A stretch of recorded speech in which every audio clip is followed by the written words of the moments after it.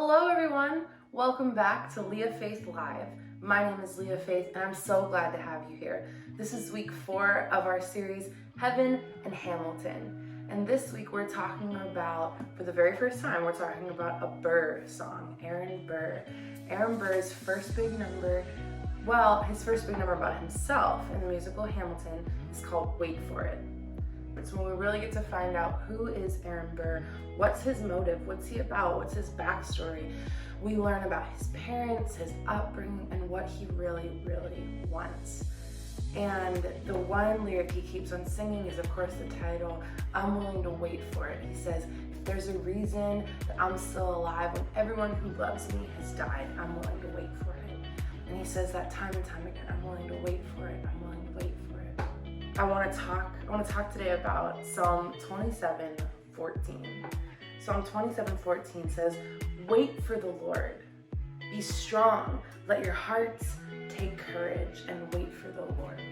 Now, what you're probably assuming to yourself right now is that I'm going to talk to you today about waiting on God and being patient and just waiting for whatever God has for you. And that's actually not what we're going to talk about. So that's a fun little plot twist. But as I was praying about today and as I was thinking about what I was going to share for Wait For It, I was thinking about the tension that we feel between I'm not throwing away my shot and I'm willing to wait for it, and the tension that we feel. And that's the main thing that really separates Aaron Burr from Alexander Hamilton, is that Alexander Hamilton doesn't wait for it. And that's what Aaron Burr even says. He says Hamilton doesn't wait for anything. He takes and he takes and he takes. And we feel that tension in Burr's heart. He can't stand that Alexander just says whatever he wants, does whatever he wants, and won't just wait for anything. He just takes it. But Aaron Burr, on the other hand, he says, I'm not standing still, I'm lying in wait, like a lion on the prowl, ready to pounce. And so we feel these two tensions. And I was thinking about, okay, do we talk about when is it right to wait on the Lord? I mean, it's always right to wait on the Lord, but when is it right to go after things and run when we feel like we're supposed to run, and just going out and taking it? And I think it all comes down to the heart posture, because they both have a similar heart posture. And that is one of, life has happened to me too often, and I need to have control. Aaron Burr's theme of this song, he's saying, I am the one thing in life I can control. I am inimitable. I am an original. And that thought, he's not just saying he's not saying I'm waiting on God. He actually even says that his grandfather was a preacher, but there are some things that the hymns don't teach you. And so we know he's definitely not waiting on the Lord. And so we see this in him. It's actually not this I'm just waiting for my turn. It's this is the only way I know how to take control of my life, because so much of his life has been taken from him. His parents are dead. His situation is not what he wants it to be. Even things, the way the nation is shaping up, it's not what he thought. And so there's this tension inside Aaron Burr, not of peace, not of waiting on God, but of grabbing control whenever he can. It's the same thing with Alexander Hamilton. He's more obvious about it. He's like, I want things the way that I want them. I want to be a part of things, so I'm just going to go for it. I'm just going to make things happen all around me. And the central idea being that this is not the way God calls us to live, because God calls us to live in surrender, in waiting on him from a posture of surrender. And so this idea of wait for it for the Christian is not the heart posture of Aaron Burr at all. It's quite the opposite of saying okay, God, I'm gonna wait on you, and I'm not gonna make these great big decisions on my own. And there are moments where we need to pause, we need to really take a beat and say, okay, the Lord's really telling me to wait. For me, I hate those seasons because I don't have any Aaron Burr in me. I'm definitely more like Hamilton, where I'm I'm doing it, I'm going for it, I'm grabbing it, yeah, I'm not throwing away my shot, and I'm running at things. And sometimes that can get me in trouble, where the Lord's like, I need you to wait for me. I need you to wait on me. I need you to listen for my voice. And it's not because God's like, I want you to miss out on something. It's because his timing is better. His thoughts are better. His ways are better. But I love this verse, it's not just like, just sit down and wait. It's wait for the Lord, be strong, let your hearts take courage and wait for the Lord. That's Psalm 27:14. Be strong, let your heart take courage, wait for the Lord. Let your heart take courage. It's not this passive, and it's not this I'm lying in wait. It's I'm waiting from a place of peace, from a place of trust, from a place of surrender, and saying, okay, Lord, I'm gonna be strong. I'm gonna let my heart take courage, and I'm gonna wait on you. I'm gonna trust you. It reminds me of Isaiah 55. Why can we wait on the Lord? Well, first of all, we know that it's a command, just like we just saw. The Lord is saying, this is a command. This is my command for you. And we want to live lives of obedience because ultimately He's worthy of our obedience. And there's fruitfulness, blessing, favor in the place of obedience. You're not really going to find blessing in the place of disobedience because God calls us to live a life of obedience and waiting on Him. But we can also trust Him and live in that place of surrender, saying, I can trust that when you say wait, it's right for me to wait, and it's actually in my best interest to wait. If we're gonna have a selfish moment or just be totally honest, we need to ask God those questions. God, like, what are we doing here? And the Lord is always moving for our good.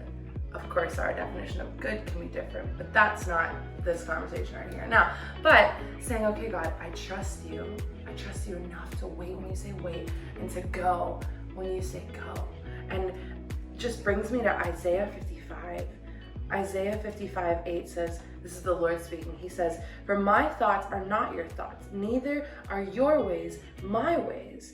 For as the heavens are higher than the earth, so are my ways higher than your ways, and my thoughts are higher than your thoughts. His thoughts are higher than our thoughts. I love that. We don't have a God that we can figure out. We don't have a God that we can go, oh, I see exactly what you're up to in your life. I can see exactly what's going to play out. If you feel that way, there might be a fun plot twist coming your way. Not a bad one. Often I feel like, oh no, a bad plot twist is coming. That's not who God is. Sometimes bad things happen, but even that we know He works all things together for our good. But I love this. We can surrender and wait because He knows the full story. You know?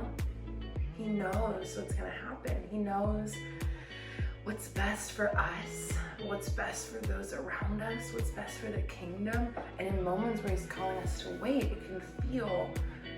it can feel really passive, like, oh, I'm just waiting. But waiting on God with expectation, with hope, in fervent prayer, and always asking, okay, God, am I released from the word wait? Are you calling me to go? Lord, what are you saying? Why are you asking me to wait? Sometimes that's important. Sometimes it's to teach us obedience. Sometimes it's because the timing really isn't quite right yet. Sometimes, like I said, we're learning something there in that season. Sometimes it really is God saying, I want you to learn to trust me. I want you to understand that I'm trustworthy, that I'm good, and that I'm kind. And that we don't always have to be like Hamilton, who he feels like the world is a little bit out of control. And so he's trying to do what he needs to do to make things right, to take it whenever he can. Hamilton even says at one point, and we're never going to talk about the Reynolds pamphlet song, but in the Reynolds pamphlet, when he's exposing himself that he had an affair, Hamilton talks about, he says, when my prayers to God were met with indifference, I picked up a pen and wrote my own deliverance. Yikes. Like, it's a fun, like, where the lyric is put, you're like, ah! But when you think about it, it's like, wow, he has no concept of waiting on the Lord at all.